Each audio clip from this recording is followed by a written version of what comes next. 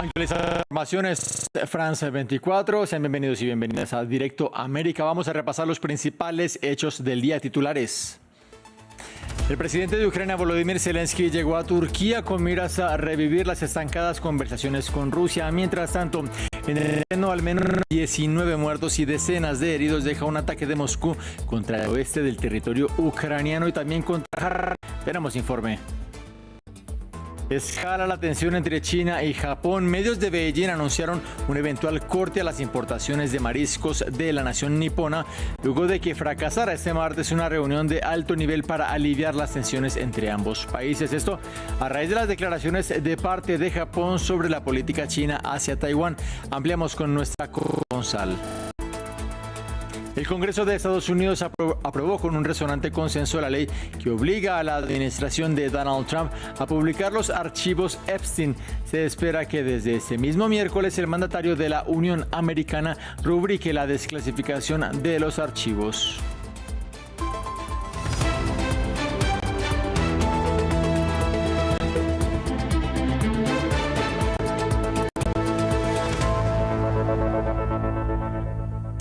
Comenzamos hablando de la actualidad de la guerra en Ucrania. El presidente Volodymyr Zelensky se encuentra en Turquía con el ánimo de sumar apoyo para resistir la ofensiva rusa, pero también para contar con la mediación del presidente Recep Tayyip Erdogan y revivir unas conversaciones con Rusia que se encuentran en punto muerto desde hace meses.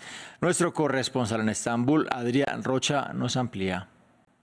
En la reunión de hoy en Ankara entre el presidente turco Recep Tayyip Erdogan y su homólogo ucraniano Volodymyr Zelensky, se espera que los dos líderes hablen sobre todo de la posible futura reanudación de las negociaciones de paz entre Ucrania y Rusia en Estambul, así como empezaron este mismo año en la gran ciudad turca. Recordemos que en los meses de mayo, junio y julio, tanto delegaciones como ucranianas y rusas se reunieron por primera vez en más de 3 años para conseguir varios acuerdos de intercambios de miles de prisioneros, tanto vivos como muertos, entre los dos lados. Sin embargo, esas negociaciones mostraron que las posiciones entre los dos gobiernos están aún más separadas que nunca después de más de una década de conflicto abierto en el este de Ucrania y sobre todo después de la invasión rusa del este y otras partes de Ucrania en febrero de 2022. En las reuniones de hoy en Ankara entre Erdogan y Zelensky se espera también la presencia, aunque no confirmada, del enviado especial de los Estados Unidos en las negociaciones entre Rusia y Ucrania, Stephen Witkoff, enviado a Europa del Este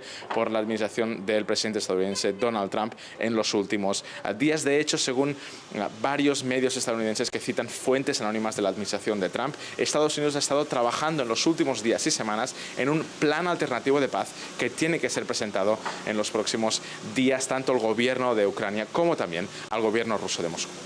De otra parte, en el terreno de la ofensiva del Kremlin no se detiene. La ciudad de Ternopil, al oeste de Ucrania, sufrió un importante bombardeo ruso entre la noche del martes al miércoles. El saldo es de al menos 19 muertos y 66 heridos. El Lviv, también al occidente del territorio, fue objeto de un ataque, mientras que en el otro lado del país, en Kharkiv, se registró una ofensiva con drones que deja 32 heridos, incluyendo a 2 niños. Edificios destruidos y en llamas. Este miércoles en la mañana los equipos de rescate trabajaban en la ciudad de Ternopil, alcanzada por fuertes ataques rusos que dejaron varios muertos. En el oeste, las regiones del Lviv e Ivano-Frankivsk también fueron alcanzadas. Además, Rusia lanzó ataques sobre Kharkiv en el este del país, dejando decenas de heridos. Я проживаю на 3-му поверсі цього під'їзду.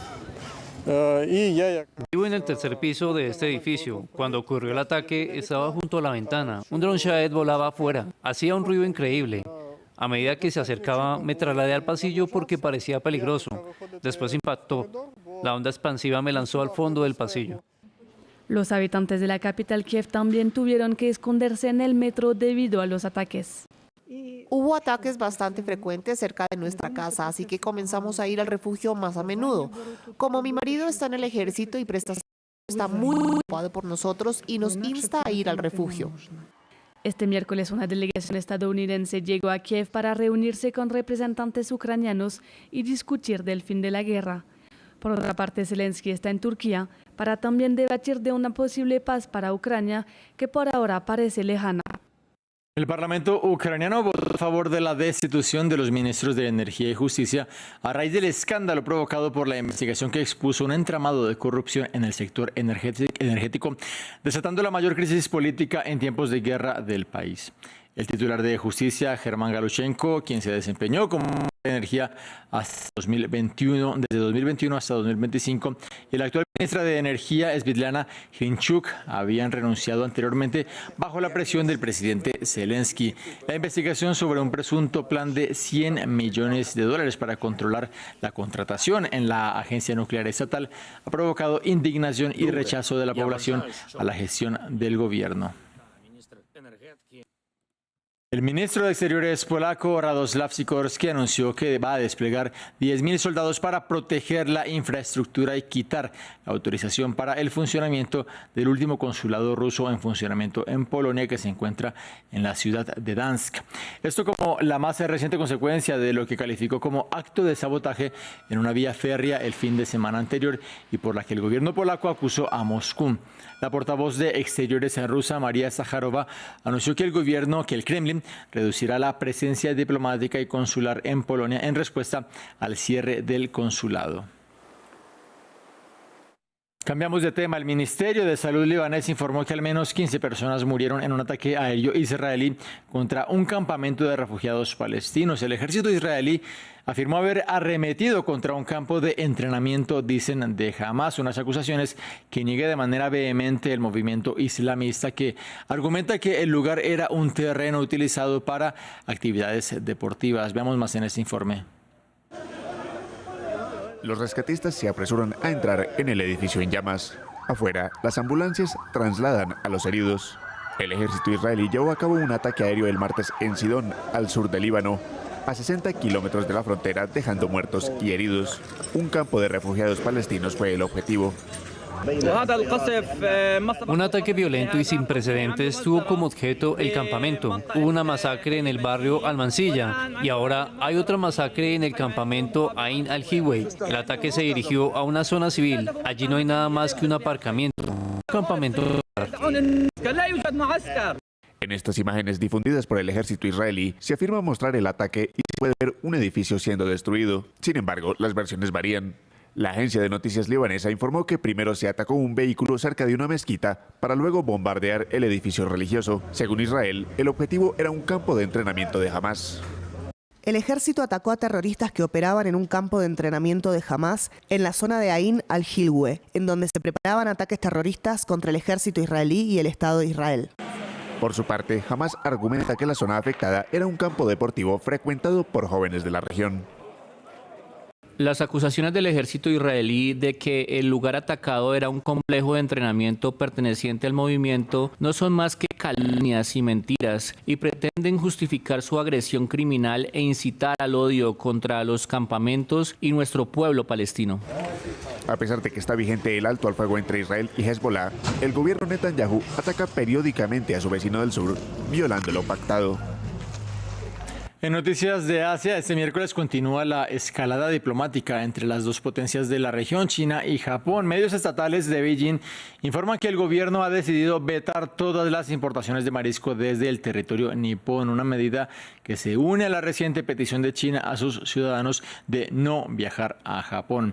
Estos desencuentros llegaron luego de que la nueva premier japonesa, Sanae Takaichi, hablara de una eventual respuesta militar como consecuencia de un hipotético ataque chino sobre Taiwán. Previamente, ampliamos con nuestra corresponsal en Tokio, Luza Medina. La tensión diplomática entre Japón y China vuelve a traducirse en consecuencias económicas.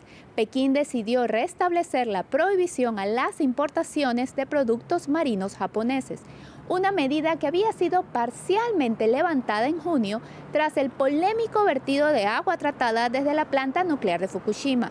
China afirma que la suspensión es necesaria para monitorear el agua liberada al océano, pero la decisión llega justo después de que la primera ministra Sanae Takaichi dijera en el Parlamento que un conflicto en Taiwán podría convertirse en una amenaza directa para la supervivencia de Japón.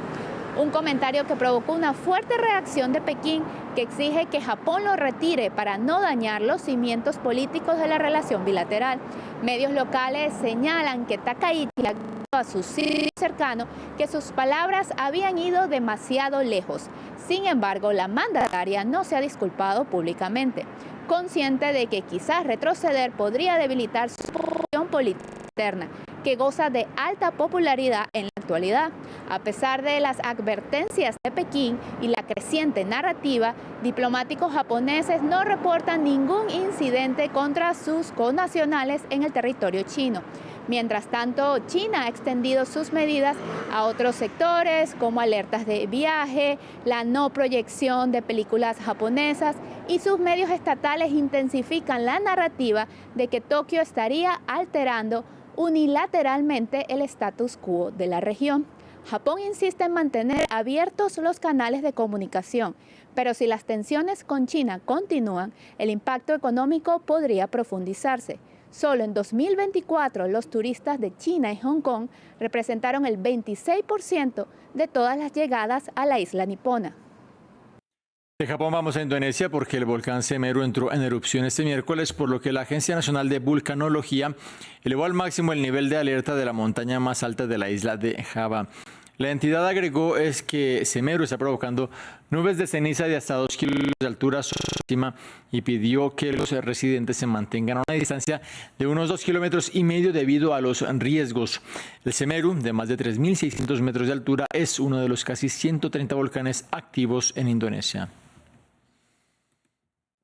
Pasamos a Estados Unidos. El Congreso aprobó la ley para la transparencia sobre los expedientes de Jeffrey Epstein, que hará públicos todos los documentos del fallecido financista y delincuente sexual que fueron recuperados en 2008 por el FBI y que durante años han dado paso a toda suerte de teorías conspirativas. Se espera que este mismo miércoles el presidente Donald Trump pueda firmar la resolución para desclasificar los ampliamos en este informe de Jesús Yajure.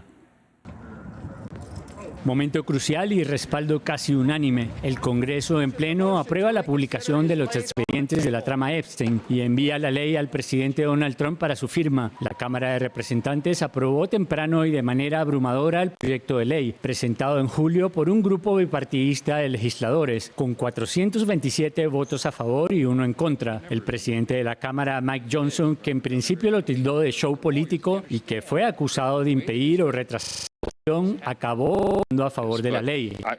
Voy a votar a favor de que esto siga adelante. Todos los republicanos quieren dejar constancia de que están a favor de la máxima transparencia. La ley obliga al Departamento de Justicia a publicar en 30 días todos los archivos de la trama Epstein, quien según versión de las autoridades se suicidó en 2019 en una cárcel de Manhattan en la espera de juicio por abuso sexual y tráfico de menores. Tras el levantamiento del shutdown respaldado por disidentes demócratas, anteriormente la propuesta había firmada por 4 republicanos que rompieron filas con su partido, entre ellas Marjorie Taylor Greene de Georgia, a quien Trump le retiró su apoyo por sus críticas sobre el manejo del escándalo Epstein. Fui llamada traidora por un hombre por el que luché 6 años y a quien ofrecí mi lealtad incondicional. Me llamó traidora por apoyar a estas mujeres y por negarme a retirar mi firma de la petición. El Senado también aprobó apenas horas después la ley de manera unánime y sin una votación, y se envió al despacho Oval, donde se prevé que el presidente Donald Trump la firme. En deportes fue una noche de emociones en la clasificación al Mundial de la CONCACAF, la Confederación de Centro, Norteamérica y el Caribe.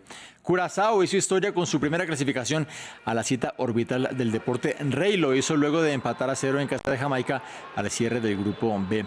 Con 150.000 habitantes será el país de menor población en toda la historia en acudir a la Copa. Panamá, por su parte, ganó a El Salvador por el Grupo A y disputará el segundo mundial de su historia. Otra sorpresa la dio Haití en el Grupo C luego de ganar 2-0 como local a Nicaragua.